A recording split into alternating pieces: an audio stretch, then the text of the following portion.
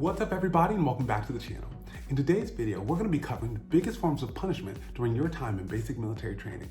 But before we get into all that, let's cover the basics. My name is Michael Inman and I'm an airman in the United States Air Force. If you like military content, I upload a video every Monday, so definitely hit the subscribe button below and make sure you turn the notification bell on so you know when I upload a brand new video. But let's get into it. So, no one plans to get in trouble while they're at basic military training. However, for a lot of us, it just kind of happens. So I hope this video helps you understand what are the different ways in which you and or your flight can be punished during your time in basic military training, and maybe you can create a plan to avoid all of them. But good luck. So the first one is actually one that can happen to your entire flight, and they're called tools. Now, tools are pretty much physical activities that are meant to be exhaustive. Is that a word? Again, you know I make up words, guys. You should know by now I make up words. But it's supposed to be exhausting. And really it's just a way to say, because your flight did X and or didn't do X, you all need to kind of do something exhausting right now, unexpectedly, to pay for that. And so tools at basic military training usually are one of three things. Push-ups. So let everybody get down, get on your face and give me 15, that kind of thing. Down, up, that kind of thing. Next, we have flutter kicks, which is everyone then just kind of laying on their back and doing this with their legs until your MTI says stop. And so they're not the worst, they're not the best, it's a thing. The next type of tool that I remember from my time is actually a sit-up. So of course, I don't remember how many we did, maybe like 30, but it's very familiar, but it's just kind of, once again, is annoying because it could have been one of your fellow trainees who caused the tools, and really it's not always the most difficult to do.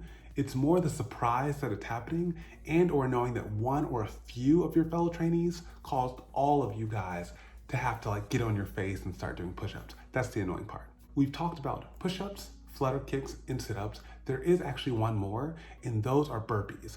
And so of course, if you did any kind of PT outside during, I don't know, junior high or high school, you probably remember what a burpee is. But for those who don't, it's where you jump up in the air, you come down, you do a push-up, and then you like you jump back to like your legs being under your torso, and then you get back up and do a jump.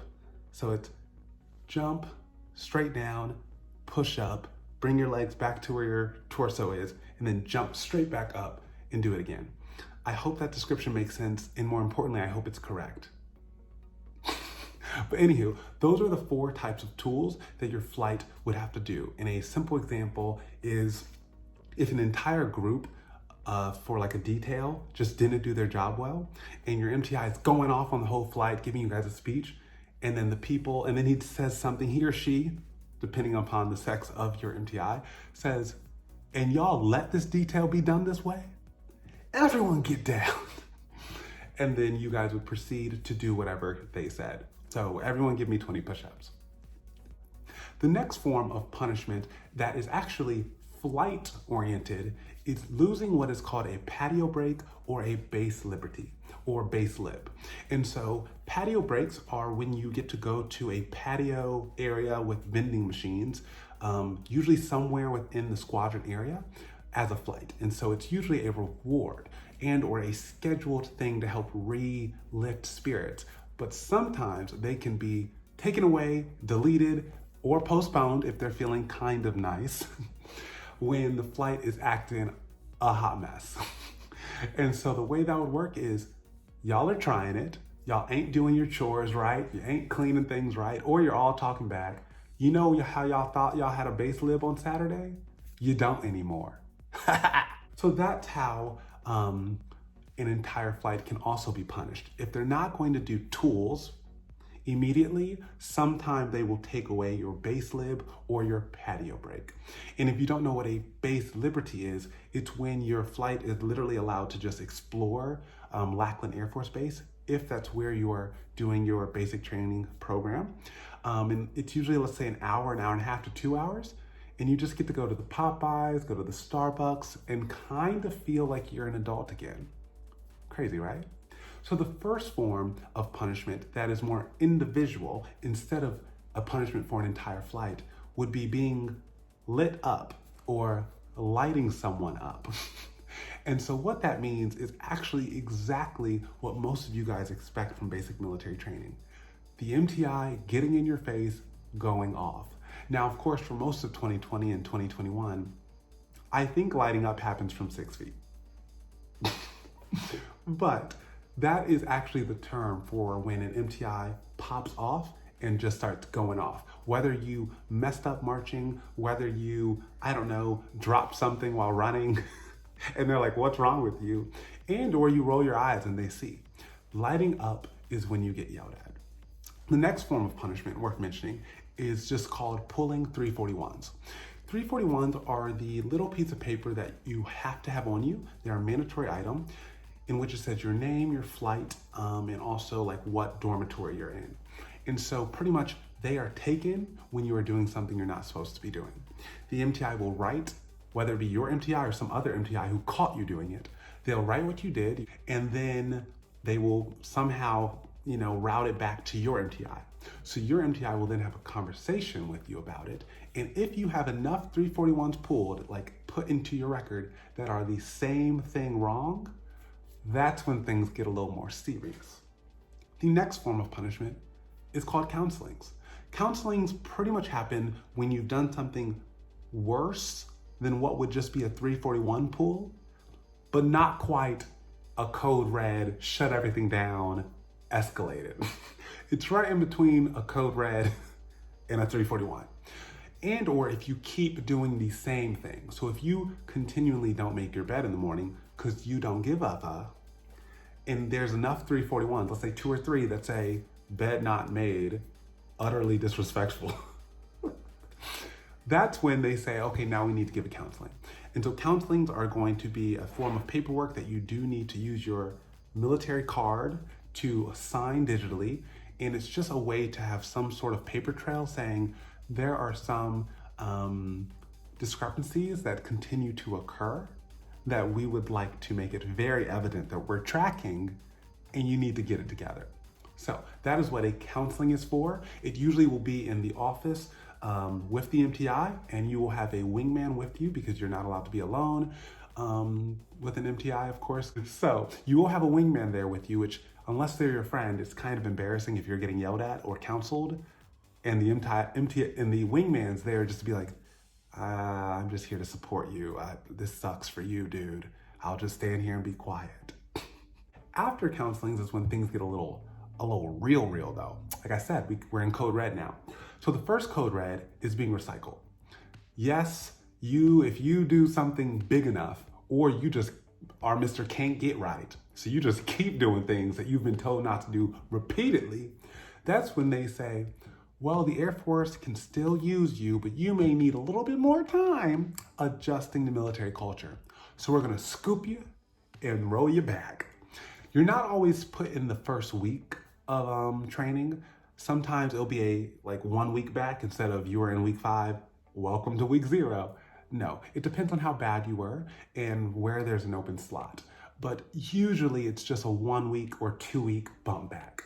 And so after the embarrassment of that happening, the most sucky part is mainly just having to meet new people and make new friends and find a clique in a group that's clearly already created cliques because they've been together since the beginning of BMT, and your butt just randomly got plopped into that flight on week 4. And they're like, hi, who are you?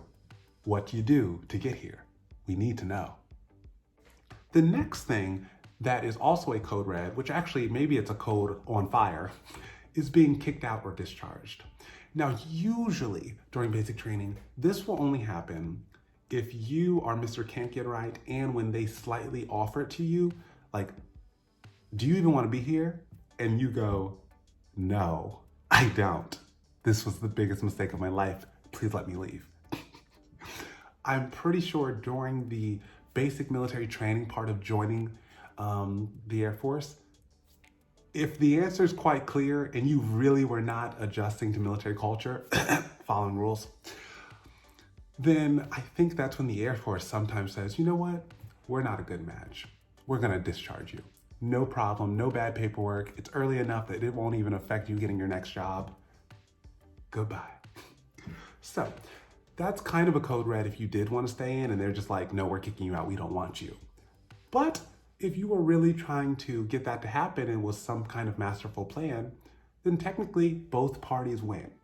But just don't try to mess up so much and so frequently that you kind of still want to be in the Air Force, but they say, no, we're not recycling you, we don't want you. Bye. Those are kind of the primary punishments that you want to look out for while you're at basic military training. But there's one last one, a bonus one. And it's called CC, or correctional custody. By correctional custody, I mean, it sounds as bad as you think. It's when you've done something, I would say, a tinge illegal. Just like a tinge illegal, or clearly illegal. And it's when the Air Force says this weird, they don't say this, but my perception is, we don't quite want to get rid of you because we see potential in you, but that was really not allowed at all. Like, at all. Like, you really did that. So we're gonna put you in confinement for 30 days. And once you are out of that 30-day magical moment, you will be recycled to a flight in the exact week that you were actually in. So you're not actually being pushed back, you're being put on pause and sent to a not so happy place where you just wait out your time to really make up for your transgressions. So that is the last punishment, and I really think you should avoid that one because that just seems terrible. I don't even know if you're allowed to read books during your correctional custody moment. I have no idea. I'm not briefed on that. That was never my goal. I never wanted to be in CC. But without further ado, those are the 8 types of punishment that you may run into during basic military training. Again, for a flight punishment, it's either going to be tools or losing a patio break or base liberty. And then in regards to individual punishments, when you keep doing what you shouldn't be doing, it will be being lit up, aka yelled at, pulling 341s, a counseling in which you have to digitally sign that you were counseled, recycling, being kicked out or discharged, and or correctional custody. Have a great rest of your day. I look forward to seeing you next week. And as I always say, if you want a little bit more of me, follow me on Instagram or Twitter at @MichaelAinman_. Have a great day. I'm sure none of this will happen to you. And see you next week.